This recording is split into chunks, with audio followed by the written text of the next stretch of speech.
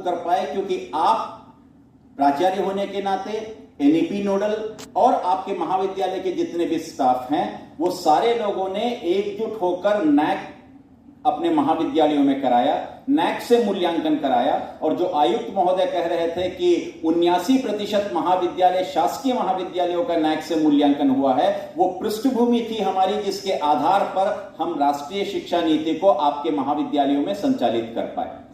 तो राष्ट्रीय शिक्षा नीति और नैक के जो मानदंड हैं और उन मानदंडों के अनुसार उसमें जो हमारी पीयर टीम आती है उसके जो सुझाव होते हैं, उन सारे सुझावों को लेते हुए ये जो 36 बिंदु हैं जिनका क्रियान्वयन करना है, इसलिए आज की ये कार्यशाला राष्ट्रीय शिक्षा नीति के क्रियान्वयन के बिंदुओं पर आधारित थी। और राष्ट्रीय शिक्षा नीति का पूरा एक समग्र रूप आपके सामने डॉक्टर डी.के. श्रीवास्तव जी ने रखा है।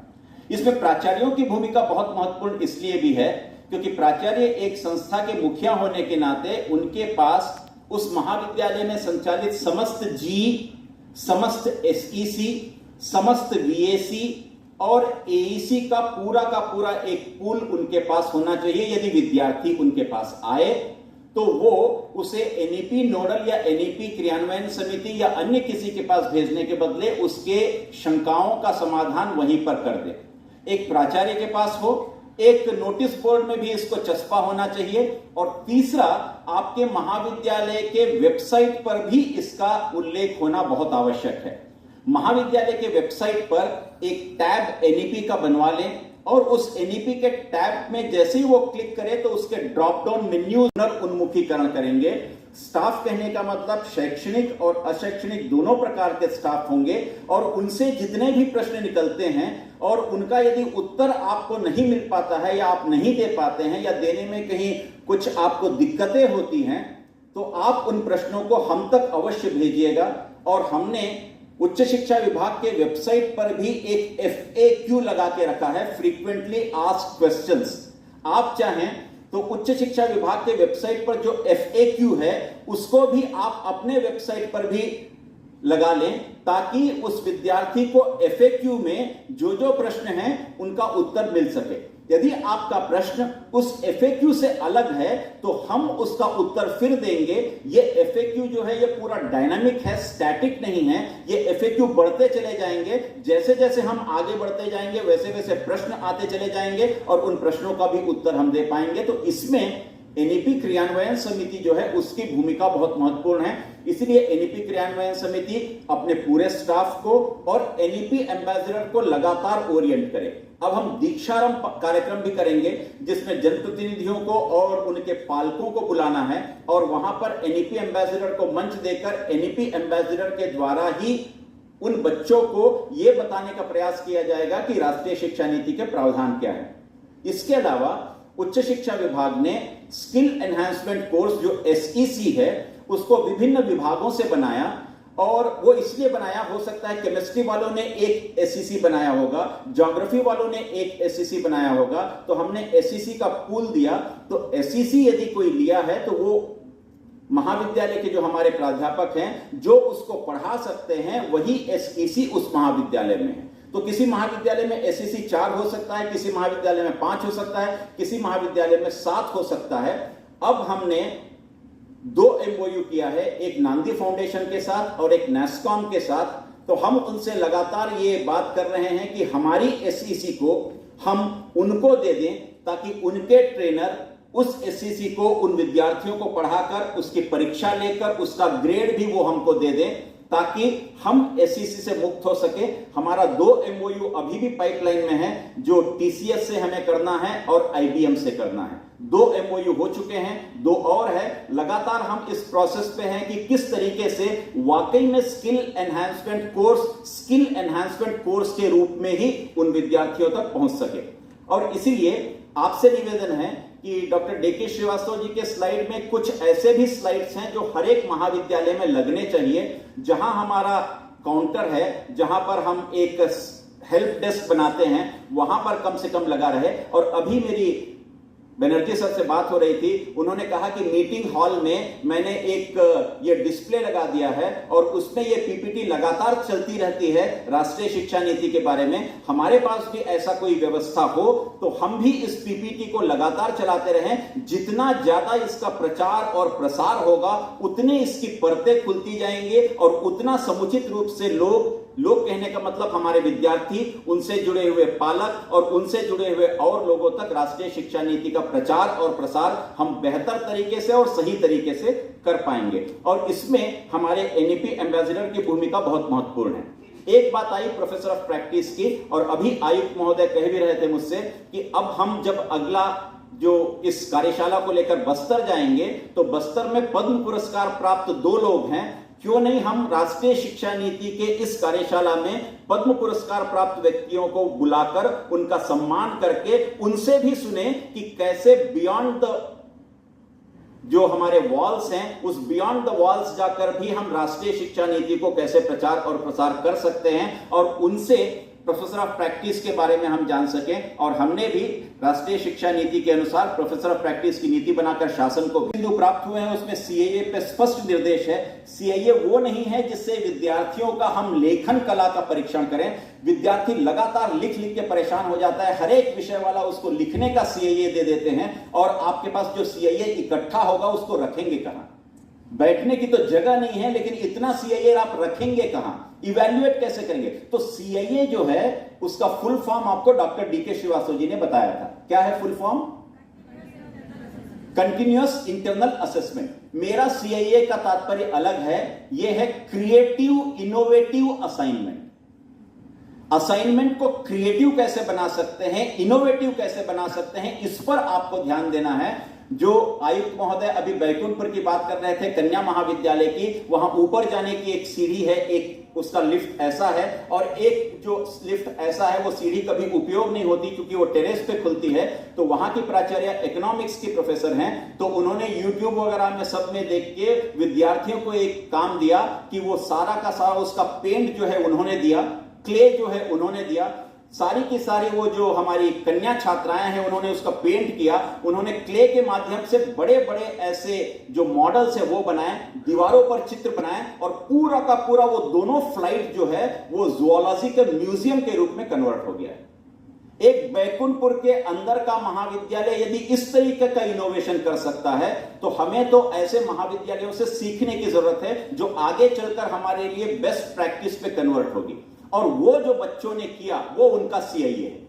कोरबा का एक महाविद्यालय है, उन्होंने कॉर्डेटा के ट्री बना दी, और उस कॉर्डेटा के ट्री बनाने वाले सारे बच्चों का सीआईए वहां पर हो गया। सोशियोलॉजी में कोई एक सर्वे दे दिया, एक मोहल्ले का, एक गली का सर्वे दे दिया, और उसको जो बच्चों ने किया वो उनका सीआईए हो गया। किसी हिस्ट्री में कोई आसपास की जगह होगी जो पुराना सा खंडहर सा मंदिर होगा या पुराना खंडहर भवन होगा, उसके बारे में सारी जानकारी इकट्ठा करना, उसका वीडियो बना लेना, उसका एक डॉक्यूमेंटेशन पीडीएफ में कर लेना, और ये बच्चे जिन्होंने किया, जिन्होंने डॉक्यूमेंट किया, जिन्होंने वीडियो बनाया, और वो वीडियो भी आपके महाविद्यालय के वेबसाइट में उन बच्चों के नाम पे डल गया, वो भी एक सीआईए है। ऐसे करके न जाने हम छत्तीसगढ़ के कितने ऐसे छुपे हुए रहस्यों को इन विद्यार्थियों के द्वारा लेकर आते हैं, और वो विद्यार्थी उसमें परंपरागत रूप से ट्रेन भी होने लगता है। तो हमें सीआईए को think out of the box के रूप में सोचकर देने की जरूरत है, इसलिए उसमें स्पष्ट निर्देश इसके भी हैं।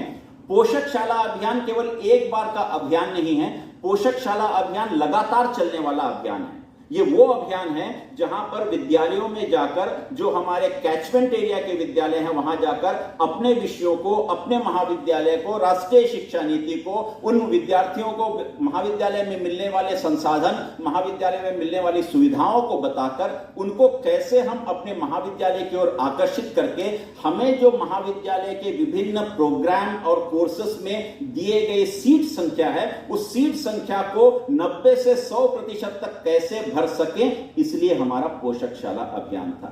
यह अभियान लगातार चलते रहना है। यदि मैं अंग्रेजी का हूं तो मैं अंग्रेजी को और बेहतर तरीके से कैसे बता सकूं, उन विद्यार्थियों को अपने महाविद्यालय में कैसे आकर्षित कर सकूं, उन विद्यार्थियों में हिंदी, अंग्रेजी, history, political science, geography, sociology, इन सभी का एक रुचि कैसे पैदा कर सकूं, इसके लिए भी हमारा पोषक महाविद्यालय अभियान है। तो वो बिंदु प्राप्त हुए हैं, उसमें सीआईए पे स्पष्ट निर्देश है। सीआईए वो नहीं है जिससे विद्यार्थियों का हम लेखन कला का परीक्षण करें। विद्यार्थी लगातार लिख लिख के परेशान हो जाता है, हर एक विषय वाला उसको लिखने का सीआईए दे देते हैं, और आपके पास जो सीआईए इकट्ठा होगा उसको रखेंगे कहां?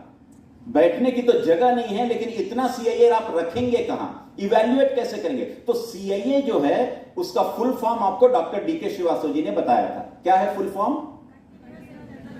Continuous internal assessment. मेरा सीआईए का तात्पर्य अलग है, यह है क्रिएटिव इनोवेटिव असाइनमेंट। असाइनमेंट को क्रिएटिव कैसे बना सकते हैं, इनोवेटिव कैसे बना सकते हैं, इस पर आपको ध्यान देना है। जो आयुक्त महोदय अभी बैकुंठपुर की बात कर रहे थे, कन्या महाविद्यालय की, वहां ऊपर जाने की एक सीढ़ी है, एक उसका लिफ्ट ऐसा है, और एक जो लिफ्ट ऐसा है वो सीढ़ी कभी उपयोग नहीं होती क्योंकि वो टेरेस पे खुलती है। तो वहां की प्राचार्य इकोनॉमिक्स की प्रोफेसर हैं, तो उन्होंने यूट्यूब वगैरह में सब में देख के विद्यार्थियों को एक काम दिया कि वो सारा का सारा उसका पेंट जो है उन्होंने दिया, क्ले जो है उन्होंने दिया, सारी की सारी वो जो हमारी कन्या छात्राएं हैं उन्होंने उसका पेंट किया, उन्होंने क्ले के माध्यम से बड़े बड़े ऐसे जो मॉडल्स है वो बनाए, दीवारों पर चित्र बनाए, और पूरा का पूरा वो दोनों फ्लाइट जो है वो जूलॉजी के म्यूजियम के रूप में कन्वर्ट हो गया है। एक बैकुंठपुर के अंदर का महाविद्यालय यदि इस तरीके का इनोवेशन कर सकता है, तो हमें तो ऐसे महाविद्यालयों से सीखने की जरूरत है जो आगे चलकर हमारे लिए बेस्ट प्रैक्टिस पे कन्वर्ट होगी। और वो जो बच्चों ने किया वो उनका सीआईए है। कोरबा का एक महाविद्यालय है, उन्होंने कॉर्डेटा के ट्री बना दी, और उस कॉर्डेटा के ट्री बनाने वाले सारे बच्चों का सीआईए वहां पर हो गया। सोशियोलॉजी में कोई एक सर्वे दे दिया, एक मोहल्ले का, एक गली का सर्वे दे दिया, और उसको जो बच्चों ने किया वो उनका सीआईए हो गया। किसी हिस्ट्री में कोई आसपास की जगह होगी जो पुराना सा खंडहर सा मंदिर होगा या पुराना खंडहर भवन होगा, उसके बारे में सारी जानकारी इकट्ठा करना, उसका वीडियो बना लेना, उसका एक डॉक्यूमेंटेशन पीडीएफ में कर लेना, और ये बच्चे जिन्होंने किया, जिन्होंने डॉक्यूमेंट किया, जिन्होंने वीडियो बनाया, और वो वीडियो भी आपके महाविद्यालय के वेबसाइट में उन बच्चों के नाम पे डल गया, वो भी एक सीआईए है।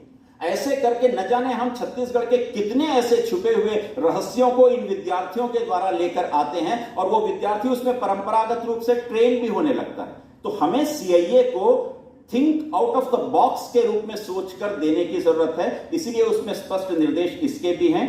पोषक शाला अभियान केवल एक बार का अभियान नहीं है, पोषक शाला अभियान लगातार चलने वाला अभियान है। ये वो अभियान है जहां पर विद्यालयों में जाकर, जो हमारे कैचमेंट एरिया के विद्यालय हैं, वहां जाकर अपने विषयों को, अपने महाविद्यालय को, राष्ट्रीय शिक्षा नीति को, उन विद्यार्थियों को महाविद्यालय में मिलने वाले संसाधन, महाविद्यालय में मिलने वाली सुविधाओं को बताकर उनको कैसे हम अपने महाविद्यालय की ओर आकर्षित करके हमें जो महाविद्यालय के विभिन्न प्रोग्राम और कोर्सेस में दिए गए सीट संख्या है, उस सीट संख्या को 90 से 100% तक कैसे भर सके, इसलिए हमारा पोषक शाला अभियान था।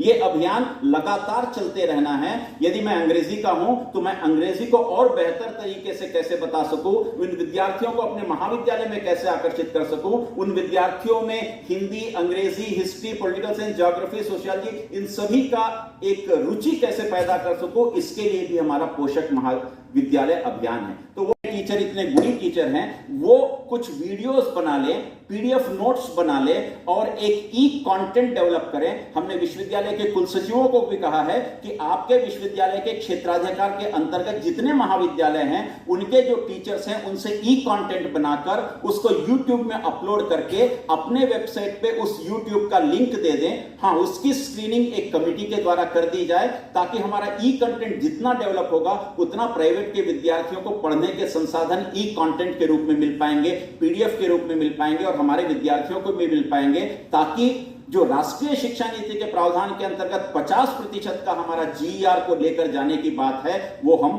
पूरा कर सके। और इसीलिए जो हमारे विद्यार्थी हैं, उन सारे विद्यार्थियों को आपने इन्फ्लिपनेट के द्वारा एक एनलिस्ट का प्रोग्राम था। एनलिस्ट में आप करीब 6000 रुपया देके बहुत सारे जर्नल्स और बहुत सारे बुक्स डाउनलोड कर लिए थे, और जिन महाविद्यालयों का जो यूजीसी से रजिस्ट्रेशन था, 2F और 12 भी था, उनके लिए 5900 कुछ रुपया था। अब आपके पास एक वेबसाइट है जो कि बिल्कुल फ्री ऑफ कॉस्ट है, जहां पर आप अपने महाविद्यालय का पंजीयन करा के आप उसकी पूरी सुविधा ले सकते हैं। उसका नाम है ONOS, one nation one subscription, ONOS। इसके लिए दिशा निर्देश अभी आपको अगले हफ्ते में मिल जाएंगे कि प्रत्येक महाविद्यालय का ONOS में पंजीयन होना चाहिए, और ONOS क्या है, उसकी खूबियां क्या है, उससे आपको क्या लाभ होगा।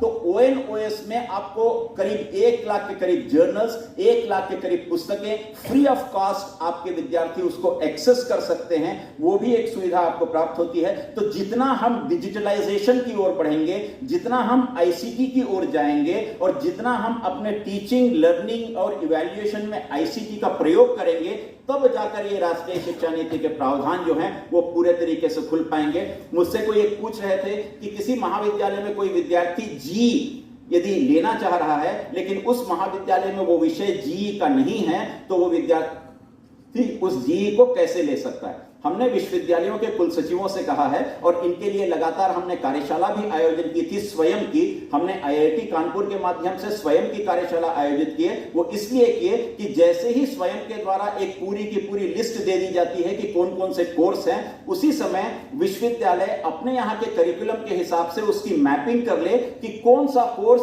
स्वयं के किस कोर्स के बराबर है और उसका क्रेडिट मैच करता हो। तो विश्वविद्यालय एक सूचना जारी करेगा कि स्वयं के ये कोर्स हमारे यहां के इस करिकुलम से मैच करते हैं, और यदि कोई विद्यार्थी उस जी के बदले उसको छोड़कर स्वयं से यदि कोई कोर्स करता है, तो उसका वो जो अर्न किया हुआ क्रेडिट है वो उसके इस वाले क्रेडिट में जुड़ जाएगा। तो ये भी एक तरीका है। हम जो बात राष्ट्रीय शिक्षा नीति में क्लस्टर महाविद्यालयों की है, जो आगे चलकर होगी, लेकिन आप जो एक साथ महाविद्यालय हैं, वो एक जगह पे रहने वाले महाविद्यालय, जो आसपास के महाविद्यालय हैं, वो एक कम से कम क्वालिटी सर्कल अपना बना सकते हैं, जहां पर आप अपने रिसोर्सेस की शेयरिंग कर सकते हैं। यदि उनके यहां उस विषय के नियमित प्राध्यापक नहीं हैं, तो ये प्राध्यापक कम से कम हफ्ते में एक दिन जाकर वहां के बच्चों का दिशा निर्देशन कर सकते हैं। तो एक क्वालिटी सर्कल हमें बनाना है। आप ये मत मानिए कि हर चीज जो है वो टॉप डाउन अप्रोच होगा। कुछ अप्रोचेस ऐसे होने चाहिए जो बॉटम अप होंगी। तो हमें बॉटम अप अप्रोचेस की ओर भी ध्यान देने की जरूरत है। हर जो है वो बॉटम अप अप्रोच है, तो हमें बॉटम अप अप्रोच को जब हम लागू करेंगे तो बहुत सारा इनोवेशन हम कर सकते हैं। इसीलिए राष्ट्रीय शिक्षा नीति यदि NEP है तो उसको इस तरफ से पढ़िएगा तो क्या होता है, वो पेन होता है। तो आपके हाथ में कलम है नई इबारत लिखने का, एक नया छत्तीसगढ़ बनाने का आपके पास